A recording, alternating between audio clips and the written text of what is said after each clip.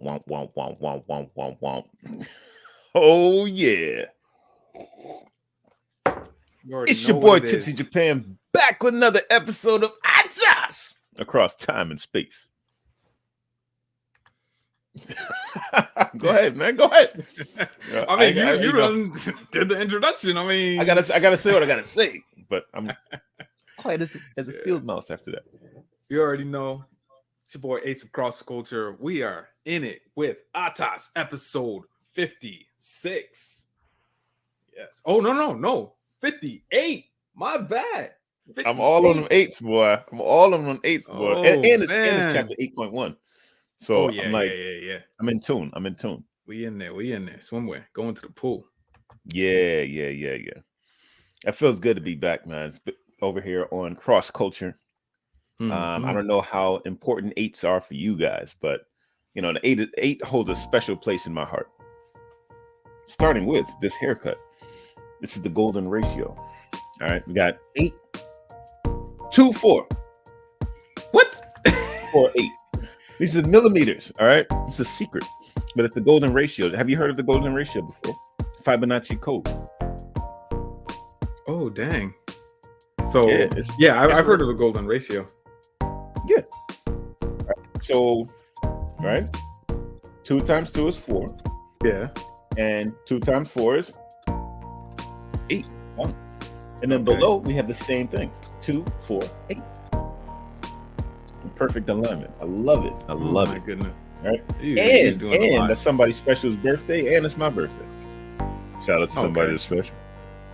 In fact, her birthday was a whole month ago. Now, jeez. A whole month ago? We're in alignment, you know. Love that. Okay. Yeah. Did you have a special ratio when you were becoming Knuckles? Becoming Knuckles? No. And Sonic? Look, there was no special ratio. My stepmother started my locks, and that was it. You know, just like, hey, do what you got to do. You know, I'm new to this. And how long did it take? Made it do. Ooh, I want to say like a good 2 to 4 hours to start on. Has she done locks before? She has locks, and she started my sister's locks. Yeah. Okay, so she knew what she was doing then. Oh yeah, by that time. Yeah. I see. That was my own mother that did mine, and she had never done locks before. I think it took like 8-9 hours just sitting there, can't move from that spot. As we figured out how to do this thing, but it was in such perfect alignment. Yeah, it's like this. And I played PSO for the first time throughout. You're playing games. So my creative player, I was having my player created, and I was being created. You know, like my being recreated. Yes. Right. I spent so much time with that PSO music, just like dun, dun, dun. Yeah. So I fell in love with the game, and then after playing it for like 8-9 hours. And sitting in the same position, right? And then I couldn't play it again after that because somebody decided to take the system that wasn't mine. It was on a Dreamcast back then. The system that wasn't mine. And the memory card, and wouldn't give it back, even though it wasn't his. I mean, I was even though it wasn't his. Huh? He said it wasn't theirs, and they took it. Yeah. Somebody special that lived in Windsor. Right, and he borrowed the system after I did, and wouldn't give the memory card back. I'm like, my player is on that memory card. I just need the memory card. Can I please? Please have my player? The days of memory cards, man. Can't do it. So that's crazy. Yeah, that's how that goes. Shout out. Oh, what was fixed? Something was fixed. What's going on? Okay. Oh. You try to keep that real quiet. Where's the No. We ain't got to keep it quiet. Look, I put the wrong episode number. Full disclosure. Yeah. And I shouted out the wrong episode number. Even after looking at, you know, the episode number and, you know, making everything, I was still very much in the wrong. So yeah, you know, I don't need your help making myself feel bad, but all right. I acknowledge you for acknowledging, because you would not let that slide. No. There's a difference. There's a difference. Because the last time you were like, oh, let me change that before he says something. I was like, what's going on? You wasn't gonna say nothing right now. You wasn't gonna say nothing. It's already cataloged in the thank you WPL the log. Right. Yo, we got that. Water pulse laser in there, keeping me on point. Yo, shout out to the mug. Yes, for those who do or don't know, we have our own merch. We got that ATAS logo mug. This is our very first piece. In the description is the link. So go if you want to support us in that manner. We'd appreciate it. If not, then definitely just keep listening. You know, give us your comments, your suggestions, your criticisms. We appreciate it all. Shouts and drinks to you. Oh, you know, when the sweepstakes comes back around again, another opportunity will come up. I mean, by then we might have multiple pieces of merch. We might have to. It'll be the next edition. It might be the limited edition. The next one. Have to break the mold. We break that 7,500. No. Episode 75 or episode 100. I don't know yet. We're gonna have to see. We're gonna have to see. Yeah. All right. We're gonna jump into it. Yeah, so man. We are reading Yuval Noah Harari's Homo Deus. And we are in chapter Deus. You say Deus, I say Deus. I say Homo Deus. Right? Homo Deus. Feels right. Homo Deus. Yeah, Deus. That's how you say it in Latin? Yeah. That's not how you say it in Latin. Deus. Deus. Deus. But I'll tell you, this chapter went hard. I'm interested to see what kind of questions that not only ask me, but also putting out there to the audience to see how they react to it. Because man, they were taking shots. Yo, shots it was fired. It was all a very clear argument, I'd say. You know, I didn't like the argument. Like it. I guess it was clear. I mean, I don't know, because we're talking about this thing that a lot of people believe they have, and this guy said that there's no such thing. So I have to pose a question. Is there such a thing as free will? So what do you think about free will? Like, let's just jump right there. What do you think about free will? Why did he say that free will is so important? Right? I know I'm answering the question with a question. He didn't say it was important. It's important to liberalism, though, because your feelings are at the center of all decisions made, right? As long as you're not harming someone else, like your feelings, like that core answer that you give is unique to you individual, right? Okay. So that's why free will is so important. And then, you know, the biblical argument, looking at, you know, Genesis and all that stuff, like, okay, he gave man free will, you know. Wow, it's important, given by God. It's God-given thing, and no one can deny you have a choice until they start denying that you have a choice.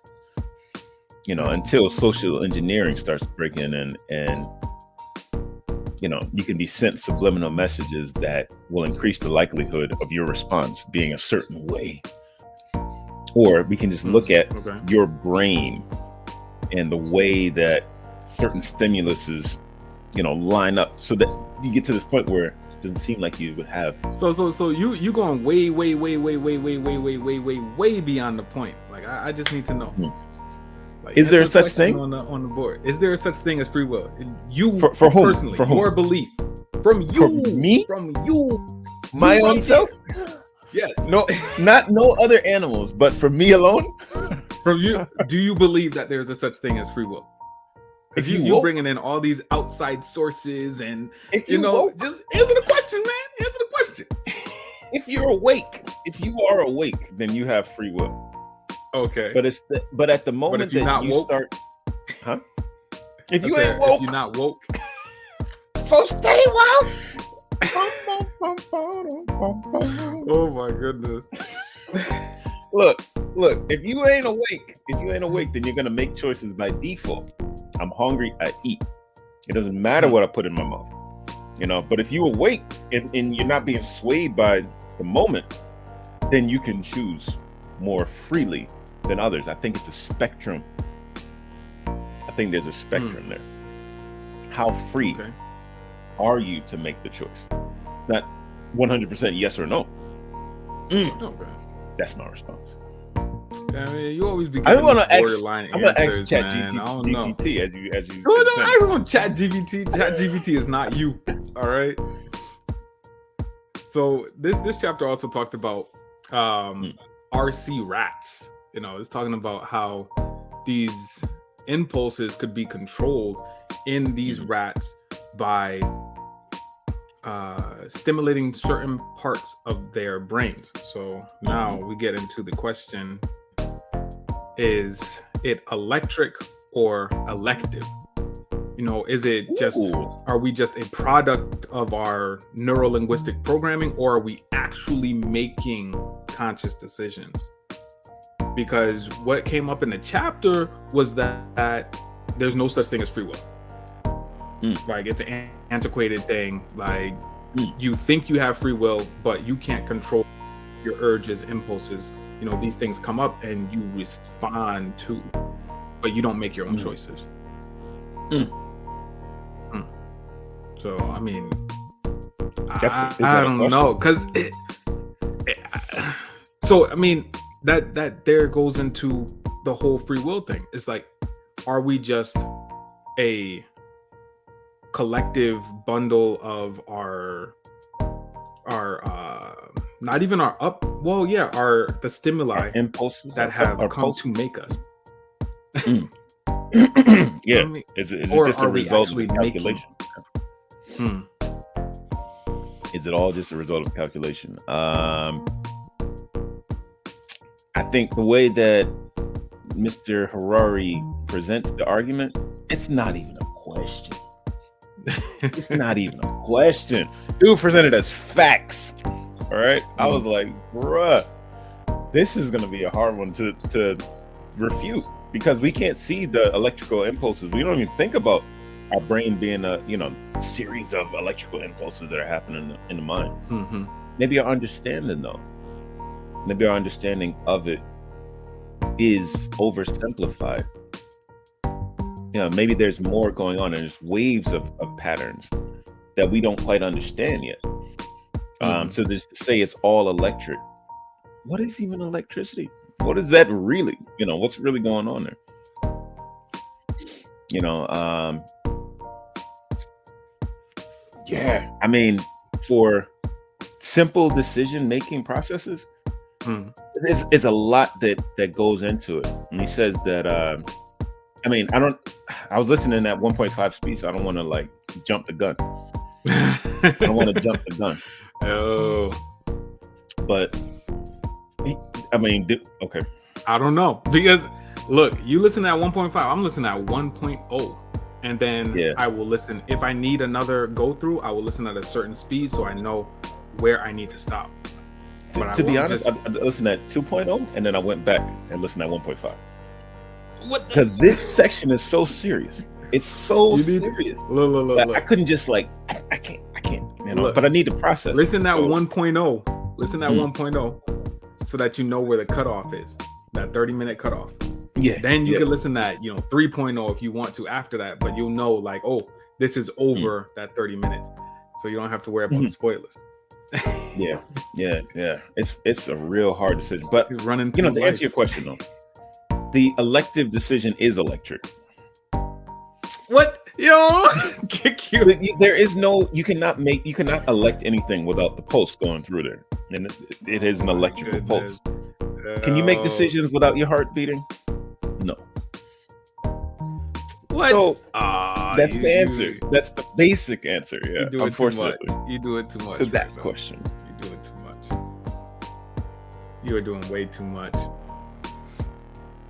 So I answered it. I mean, I guess technically. Yeah.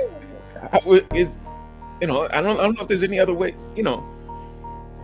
I think that we do have a no. This is going to go back to your first question, but the impulse, the electrical pulse comes in. Boom. This is the reaction that you should make at this time. Boom. Do you make that reaction or not? If you have developed your prefrontal cortex to recognize patterns in your own pattern producing mammoth of a machine, your mind.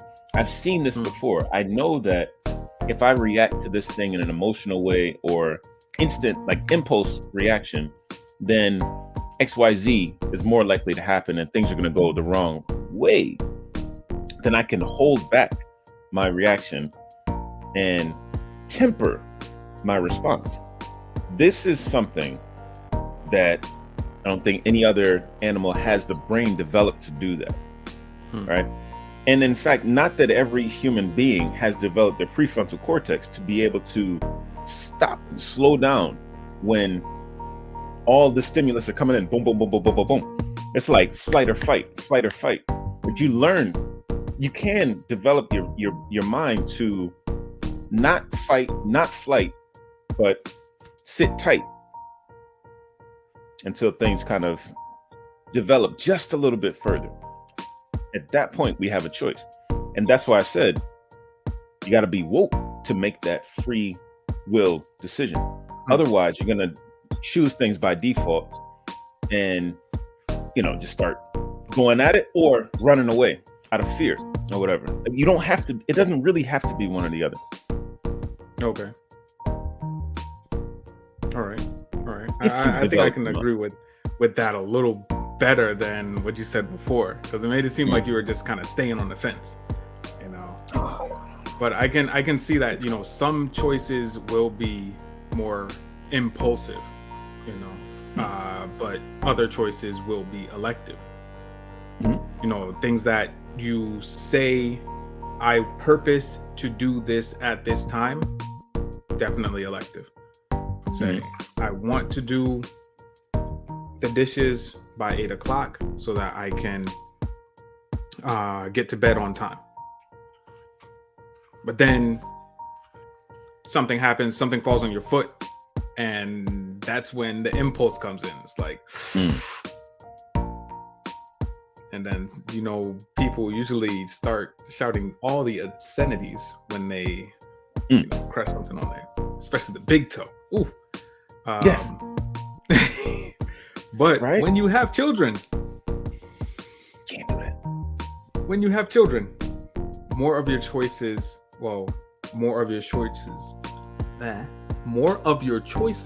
should become elective, because you don't want to pass on bad habits or bad things to your children. So I mean, I've hurt myself a number of times since having children, and I've definitely had to been like, "Ooh, don't say it." Yes. You're going back to your sensitivity or your sensibilities, right? You've developed that through your experiences, and it's not just a series of zeros and ones, right? Your computational ability is actually something more in relation to, quantum mechanics, where you have the yeses, you have the nos, you have the spin, right? And then you have something else that ChatGPT is not going to give the response to. I've been asking him, like he's the executive producer, like, what was that other thing in quantum mechanics? It's 4 states. The 4 states in quantum physics, I'm sure. Mechanics. Oh, okay. So I've been coming back to this quote. I I think it's been like a good month since we originally saw this quote, and it's what I feel to be good is good, and what I feel to be bad is bad. And that kind of comes up with those elective choices, because if your choices, I've always said this, nobody wants to be bad. I've never met somebody who says, you know what, I want to be bad. It's always a reasoning to why their actions are good or accepted, versus saying, I just want to be I want to be a social pariah. I want to be on the outskirts of society. It's, you know what, I'm stealing bread because I need to eat. That type of mentality. Yeah. So now we have to ask, is the thought of free will an antiquated way of thinking? Because the way that you've all brought it up, it makes it seem like the church is to blame for the way that we see free thought and free will. Okay. Now the church delivered our way of thinking about free will and how to deal with it. Right? We didn't have a better system before the church kind of put it out there. And society was formed around that. And we don't have another society developed enough to answer that question in such a way that most people would be satisfied. You know, like we got the church doing it one way. You could even go back to like Hammurabi's code, but it's like eye for an eye, tooth for a tooth. I mean, it's been around thousands of years, but it's very straightforward. Like if you do this, then this is the response. It doesn't matter if it wasn't your choice, or you weren't awake or not, you know, or you weren't developed enough in your mind in order to make the right decision, not to take somebody's eye out. You know, if you did the wrong thing, this is the response. Right? So, you know, culpability for people, you know, it doesn't matter if this person had XYZ going on in his mind, or, you know, he had a bad childhood, whatever. You know, it was real simple before. But now it's like, okay, if these people don't really have, or if people, not these people, those people, if people don't really have free will, but it's just a result of a series of calculations in their mind, and that's something that can be treated or limited by putting them in a certain place and giving them certain medications, then I think if we've developed as a society, we might be okay with it. But I know some folks is just like, when I bring this person to justice, rather than taking them out myself, I'm expecting justice to lay it down, period. You know, I'm giving it to the law so that the law can handle it. And that's, to me, that's a big thing, because old-fashioned, oppression, justice is not oppressing the oppressor. And we learn that from Christ, because the disciples thought that Christ was going to come and he was going to be multiplying swords instead of loaves and fishes. You know, he thought his new kingdom was going to be established by force. That was not the case. It was shocking. When you feel oppressed, you're like, oh, they need to get theirs. And by Hammurabi's code, everybody's left toothless and blind, you know. And earless, Peter. Oh, Peter, chopping down ears, bro. Well, then, Lord, didn't you just tell us to sell our stuff and to get 2 swords? You just told us to get 2 swords. Look, this one, you put his hand on my man. Woo, I'm ready to go. And then chop. And then gonna ask the Lord, you know? It's like, put that down. Yo, he said, yo, put it down. Peter, put it down. He's like, yo, my man's, here's your ear back. Here's your ear back. Wait. No, didn't you just tell us to buy 2 swords? We're talking on that last night, man. We're talking on that last night. Antiquated way of thinking. That was 2,000 years ago, bro. All right. Sell your stuff. Live by the Get sword, die by the sword. That's real. Live by the sword, die by the sword. David. All right. Oh man, you gotta call him out like that. Yeah, Absalom. All right. Oh, walk around like you gonna get forgiveness. Joab. Boom. 3 javelins. All right. These dudes ain't playing. We over here in cross culture, man. We talking across time and space right here. That's 2,500 years ago. You ain't gonna put your hands on my man. All right. I don't care what King David said. Oh, that's crazy. Yeah. So we got a Bible antiquated ways of passage right here. Give me the message. Look into, because this has a lot to do with free will, free choice, and the dichotomy of man. You know, this kind of like who I want to be versus who I am. Right. So you got Romans. Oh, you're flipping open the book. Chapter. Those of us who are watching listening on Spotify may not notice that he has opened the good book. Flipping to Romans chapter 7, verse 15 through 20. That's a banner at the bottom of the page on YouTube. And he's gesturing.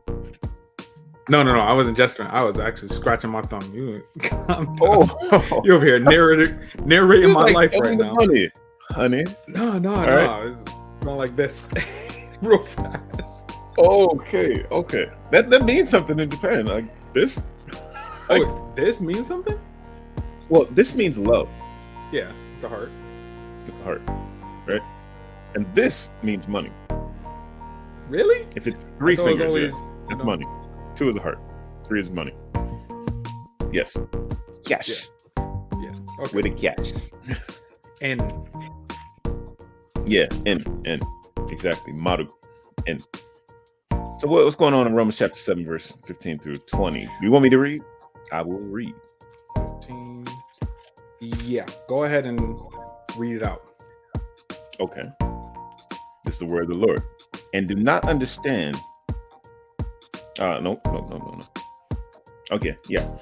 I do not understand what I do. For what I want to do, I do not do. Oh, what I hate to do. Okay. And if I do what I do not want to do, I agree that the law is good. As it is, it is no longer I myself who do it, but it is sin living in me. I know that nothing good lives in me, that is my sinful nature, for I have the desire to do what is good, but I cannot carry it out. For what I do is not the good I want to do. No, the evil I do not want to do. This I keep on doing. Now, if I do what I do not want to do, it is no longer I who do it, but it is sin living in me that does it. Sin being a pattern of guilty, messed up thinking. If that itself is sin, those verses sound like Baby Shark. Do. There's a lot of do going on. There's a lot of do. But yeah, it does go into that pattern of thinking where we are kind of conditioned to think about what we want to do and are we going to be able to do it. The crux of the situation is that people, not just you, people tend to want to be better than they are, right? People tend to want to be better than they actually are. Yes. So they want to improve, you know. They want to improve in one area of their life or another. Yeah. Are we actually doing that? Are we electing for that change? Are we making choices in order to change that? And then the real big question here is, can you teach an old dog new tricks? Because it all goes back to the question of free will, of electric versus elective. Are we just going to keep going the way that we're going, or if we see ourselves going in a different direction, are we saying, hey, I have the free will to make this choice, to make a change? Or just say, you know what, I've always played video games my whole life, so I'm just gonna continue playing video games my whole life. Or it was always done this way, so therefore this is the way that it has to be done.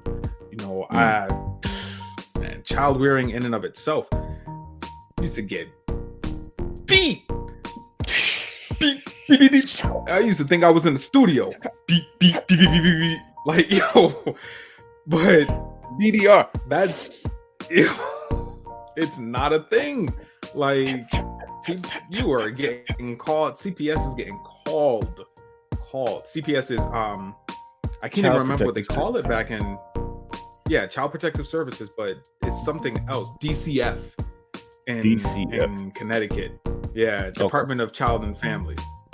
Oh, Children and Families. Yeah. So it's like, you do not beat your kids, do not take up an implement. And then how do you rectify this with the rod of correction that people are using? Like, oh yeah, you need to spare not the rod. Way of thinking. Because the rod of correction was not used to beat; it was just used to nudge. Correct your path. Not like, hey, it's a hard nudge. Wrong thing. Need to put in it. No. Beat you when I wanna. No. It wasn't anything like that. So I mean, it comes down to it. Do you want to change as a person? Are there areas in your life that could be better? Or are you just gonna continue down the same path? I feel like we have that free will. We may have messed up previously, but you always have the choice. Every day you get up. I mean, Paul, the same person who penned Romans 7:15 through 20, also pens the verse, I die daily. Every day I get up, it's a constant decision that I have to make. It's not just like, oh, made it once, I don't have to do anything, I'm on autopilot. No, conscious everyday decision. I have to make that my elected choice every day. Can that be done? I think you can answer that question if you get yourself a pen, a pad, and write it down. Because then you can look back at the pattern of what had happened the day before. You can answer that question if you reflect. But if you don't, it's just sometimes you're just kind of going through the motions. And the motions are the pattern. That's the routine. You're not noticing that this pattern that you kind of stuck in, this kind of spiral, it's either spiraling up or it's spiraling down. Right? Now we're all marching towards death. Yeah. At the end of the day, if you're not like making a conscious decision to climb, then you are gliding down. You can't glide up. There ain't no gliding up. You're only gonna glide downhill, bro. Yeah. So you gotta track your steps. You gotta, it's good to have somebody to be accountable to outside yourself, because you could be telling yourself that I'm getting somewhere and you just telling yourself not that you're going nowhere. Not going anywhere fast. Definitely. That's real. For real. So if you want to be a beacon for others and you need a beacon yourself, it's a good idea. Again, get a pen, pad, write it down, figure out, start understanding yourself, or understanding your what are you going through emotionally. Take a look back. Once things calm down, you out of that situation. Listening to podcasts, and not only this ATAS podcast, there's a lot of good podcasts out there, just like life hacks, body hacks, mind hacks.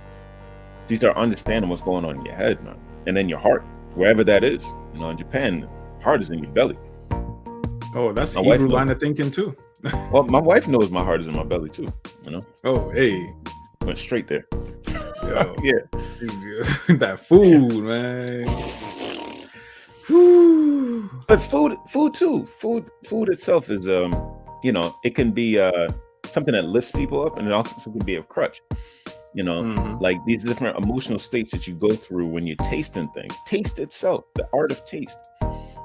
It's just at that moment that you experience taste, and then it's gone. And you look back at the meal and you say, like, was it good? Wasn't it good?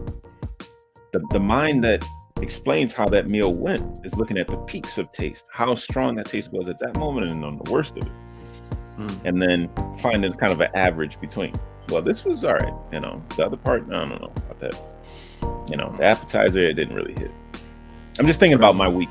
I'm not marching forward into 8.2. But even if you think about the fact that in Jesus' time, I mean, just in general,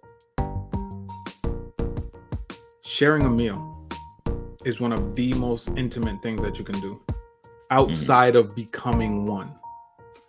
Sitting down, taking the time, setting it aside, say, hey, I want to share a meal with you. We're going to talk it out, or, hey, how was your day? And taking that time to share a meal, that's a very intimate experience. You don't share a meal with your enemies. That's not something you do.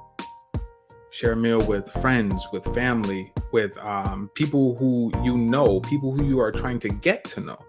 Because even the very act of chewing puts your body at ease. It's not something that we are programmed to do when we're fearful. Eating? Yeah. Like you don't, oh my goodness, I'm so afraid. Let me sit down and have a meal. It's something that you do when maybe you're grabbing something and running out the door, but that's a completely different situation. When you set aside mealtime, you're like, okay, well, I need to eat. You're like, hey, I'm afraid, so let me eat. It doesn't really make sense. Some people do that though. People do when that. They're afraid they eat. When they're experiencing being anxiety. Anxious is being that's a different thing. But that's being a different type of terrified and eating. Yeah, no, that doesn't work. You're not supposed to do that. You're not supposed to do it. Sometimes, you experience an absolute horror. You are not supposed to stuff food into your mouth. But our culture, literally, you will. That's fight or flight. Your body might just relieve it because it's like, I ain't got energy for all that. We supposed to be running. Well, why don't you eat popcorn in a horror movie though? Like, this is great. Like I'm imagining that. That. The thing about it it's not natural. Is that that's more suspense than horror, because that you're in a controlled environment for the most part. But those who can't grapple that, trust me, they're not eating. The ones who like the ones that are actually this terrified. This is too real. There you know the ones who are relaxed. That's fair. That's fair. If you're the type of person that eats popcorn during a scary movie, go ahead, hit us up in the comments section. If your reaction to absolute horror is to eat something, don't contact us. Contact your therapist. Because we can't give you a good answer for that. Physician, your PCP, please contact your PCP, man. And then let us know how you processing this thing, because we learning as well. That's interesting. I'm not making light of any of that. Like, the human mind is an amazing thing. Yeah. All right. Well, I'll say until next time, stay prayed up and be blessed. It's been your boy Ace of Cross Culture. Go ahead, take him out. No. It's your boy. Go ahead. I ain't gonna get up. No. No. Take them out. You already know what you got to say. And then we're going to hit the cheers at the end. Merch link in the description. Down below. All right. Set up a pen and pad, folks. Write it down. It's your boy TPC Japan telling you it's coffee. And that's what it is. Peace.